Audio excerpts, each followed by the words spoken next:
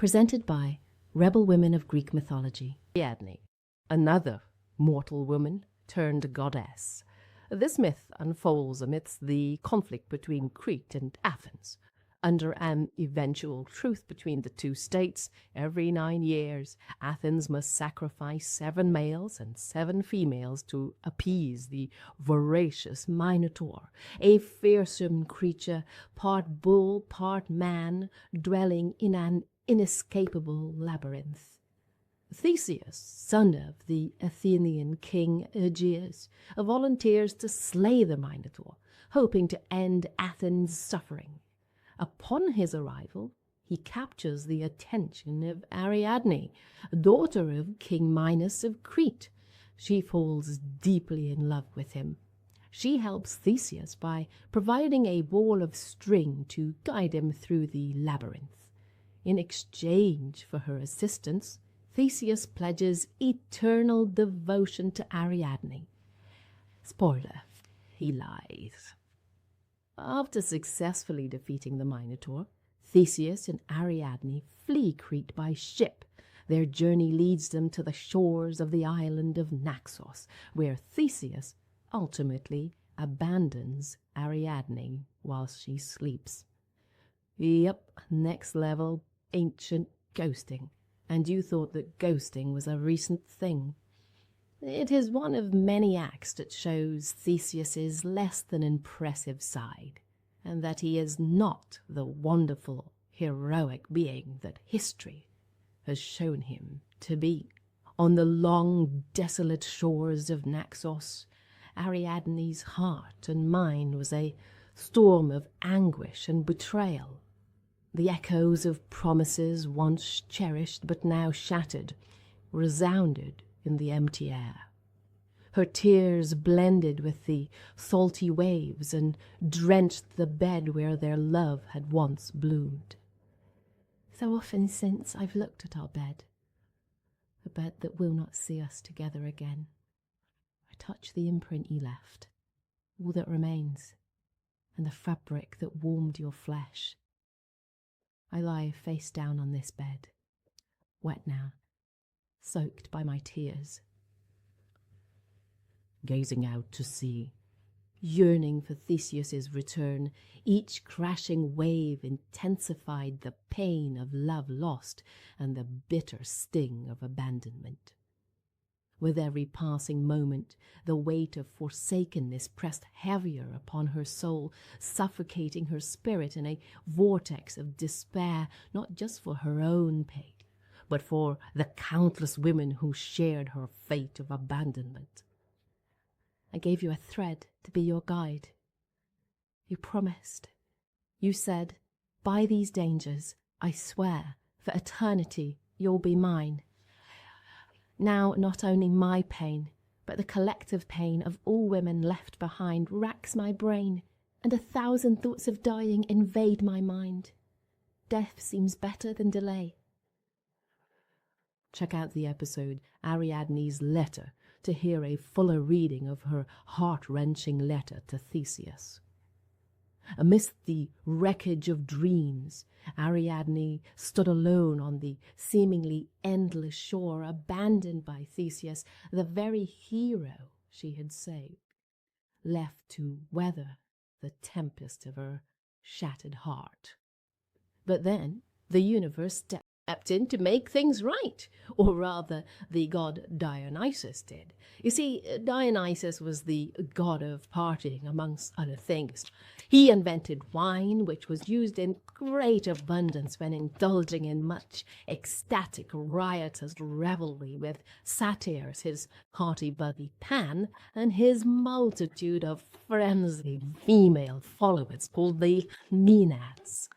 Dionysus had travelled far and wide, including Egypt and India, and it was on one such travel when he came upon Ariadne on the island of Naxos.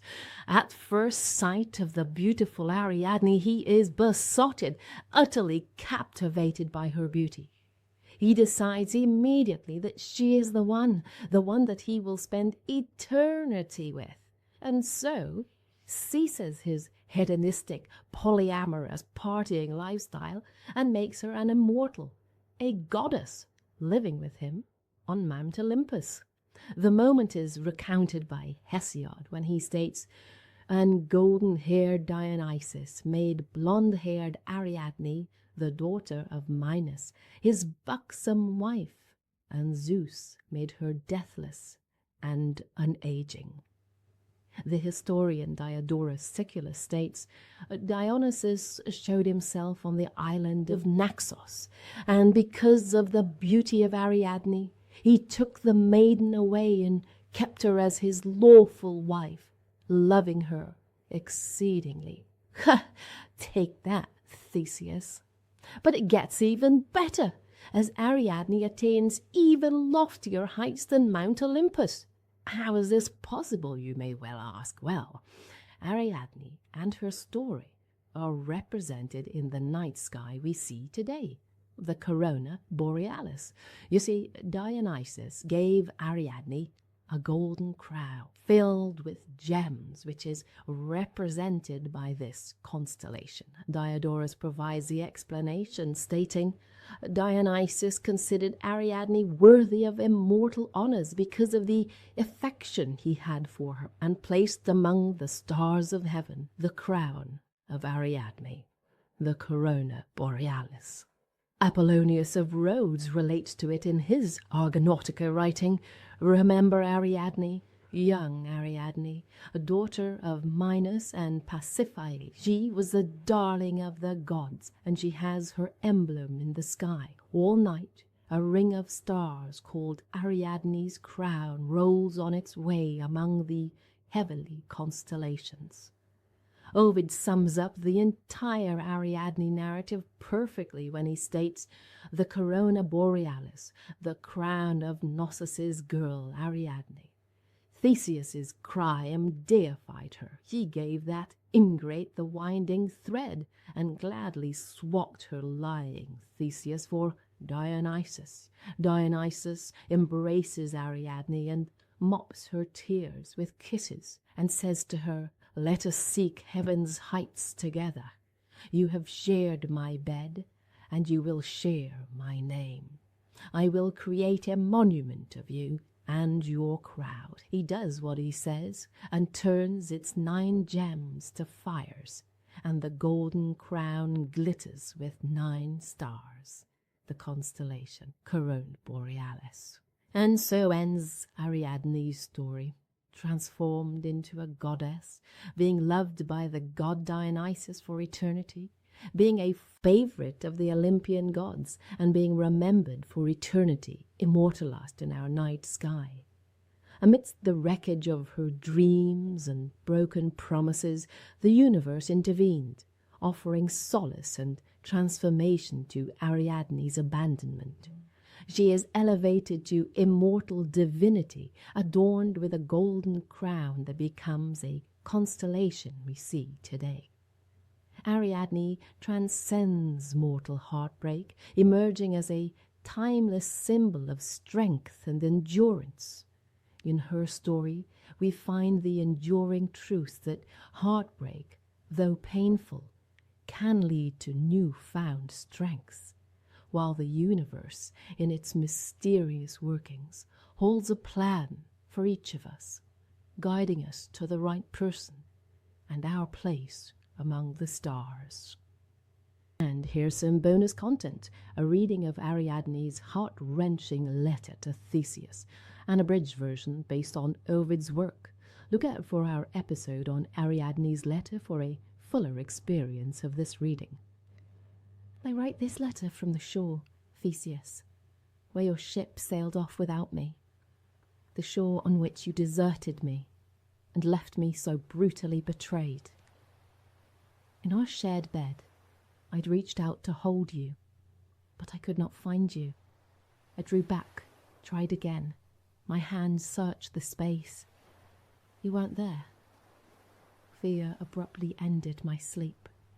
Startled, I rose from the empty bed, my hair disheveled from sleep and anguish, my hands beating at my chest. I strained my eyes to see by moonlight. I looked, but could see nothing but shore, and began to run, back and forth, confused, the loose sand slowing my feet, all the while screaming Theseus along the long shore. Every time I called for you, the pebbles echoed your name, as if the whole island felt my grief. So often since I've looked at our bed, the bed that will not see us together again. I touch the imprint you left, all that remains, and the fabric that warmed your flesh.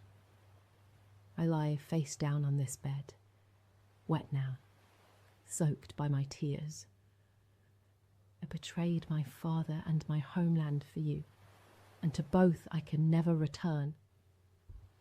When after your victory, to keep you from death in the winding dark, I gave you a thread to be your guide. You promised. You said, by these dangers, I swear, for eternity, you'll be mine. Now not only my pain, but the collective pain of all women left behind racks my brain, and 1,000 thoughts of dying invade my mind. Death seems better than delay. But when you show off to your adoring fans, telling of the Minotaur's death, of the labyrinth cut from rock, tell them too of me, abandoned here alone. Remember me amongst your boasts.